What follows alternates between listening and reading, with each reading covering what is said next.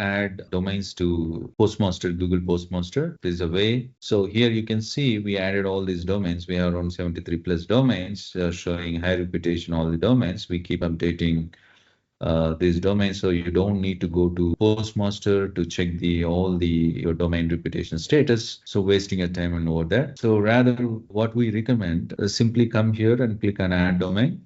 So we give you a hyperlinks here. Click here. As soon as you click here, it takes you to the Postmaster tool where you have a plus button, and if you enter a domain, it gives you a TXT record.